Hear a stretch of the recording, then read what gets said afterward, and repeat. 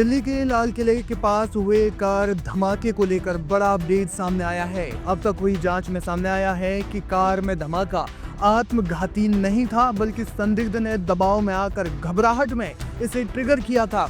एजेंसियों का आशंका है कि संदिग्ध ने दबाव में आकर ये जल्दबाजी में कदम उठाया। एएनआई सूत्रों ने बताया कि संदिग्ध ने आत्मघाती कार बम विस्फोट के सामान्य पैटर्न का पालन नहीं किया। एजेंसी के सूत्रों ने यह भी खुलासा किया है कि बम समय से पहले ही फट गया था और पूरी तरह से विकसित भी नहीं हुआ था। विस्फोट से कोई गड्ढा नहीं बना और ना ही छर्रे मिले।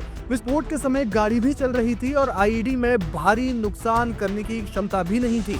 उधर गृह मंत्रालय ने मामले की जांच एनआईए को सौंप दी है। गृह मंत्री अमित शाह ने मंगलवार को अपने आवास पर एक उच्च स्तरीय सुरक्षा समीक्षा बैठक की अध्यक्षता करते हुए कई निर्देश दिए। गृह मंत्री ने औपचारिक रूप से इस मामले की जांच दिल्ली पुलिस से लेकर एनआईए को सौंप दी है। एनआईए को घटना की गहन जांच करने और जल्द ही एक विस्तृत रिपोर्ट सौंपने का निर्देश दिया गया है। उन्होंने फोरेंसिक साइंस लेबोरेटरी यानी एफएसएल को भी निर्देश दिया है कि धमाके वाली जगह से इकट्ठा किए गए सैंपल की बारीकी से जांच करें।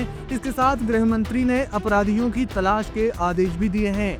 उधर मंगलवार को पूरे उत्तर प्रदेश में सुरक्षा चौकसी और सघन निरीक्षण बढ़ा दिया गया है। इस विस्फोट में कम से कम 12 लोग मारे गए और कई अन्य घायल भी हुए। आतंकवाद रोधी एजेंसियों और पुलिस दलों ने लखनऊ सहित कई शहरों में तलाशी अभियान चलाया।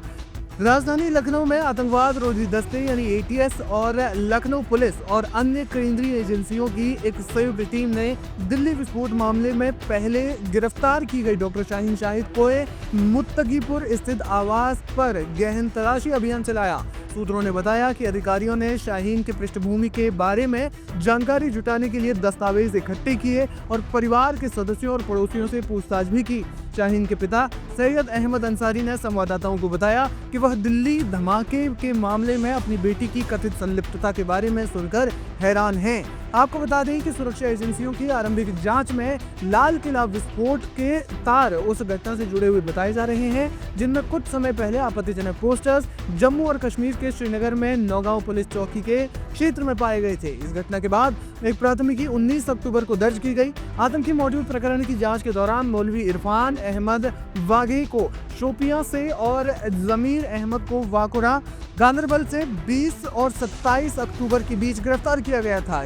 इसके बाद डॉक्टर अदील को सहारनपुर से 5 नवंबर को पकड़ा गया और 7 नवंबर को एक AK-56 राइफल और अन्य बारूद अनंतनाग अस्पताल में जब्त हुआ। 8 नवंबर को कुछ बंदूकें और पिस्तौल के अलावा बारूद अल फलाह मेडिकल कॉलेज से जब्त हुआ। इनसे पूछताछ के दौरान इस मॉड्यूल में अन्य सम्मिलित लोगों के बारे में सूचना मिली, जिसके उपरांत फरीदाबाद के अल फलाह मेडिकल कॉलेज से एक डॉक्टर मुजम्मिल नामक व्यक्ति को गिरफ्तार भी किया गया। इन सभी सुरागों के आधार पर और गिरफ्तारियां भी की गई और बड़ी मात्रा में हथियार और बारूद भी जब्त हुआ। 2 दिन पहले यानी कि 9 नवंबर को फरीदाबाद में ही एक मद्रासी नामक व्यक्ति जो धौज फरीदाबाद का निवासी था उसको उसके घर से पकड़ा गया और फिर अगले ही दिन 10 नवंबर को विस्फोटों की अत्यधिक मात्रा की खेप जिसका वजन 2563 किलोग्राम था, ढेरा कॉलोनी फरीदाबाद की एक हाफिज मोहम्मद इश्तियाक जो मेवात का रहने वाला है और अल फलाह मस्जिद में बतौर इमाम कार्यरत है, उसके घर से जब्त हुआ। इन छापों के दौरान 358 किलो विस्फोटक सामग्री और डेटोनेटर, टाइमर इत्यादि जब्त किए गए। इस प्रकार इस पूरे मॉड्यूल के पास संग्रहित लगभग 3000 किलो के विस्फोटक पदार्थ और बम बनाने के अन्य उपकरणों को पकड़ा गया। डॉक्टर उमर इस मॉड्यूल का अंग।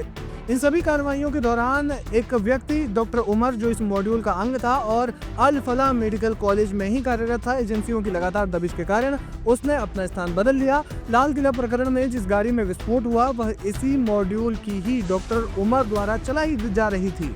विस्फोट भी उसी सामग्री से हुआ जिसका संग्रहण फरीदाबाद में किया जा रहा था, जहां से लगभग 3000 किलो की विस्फोटक सामग्री जब्त हुई। ये विस्फोट या तो पूर्व नियोजित था या फिर एक्सीडेंटल था, ये तो आगे की जांच में ही सामने आएगा, लेकिन जिस तरीके से इस घटना को अंजाम दिया गया है उसमें एक बड़ी साजिश की बू आ रही है।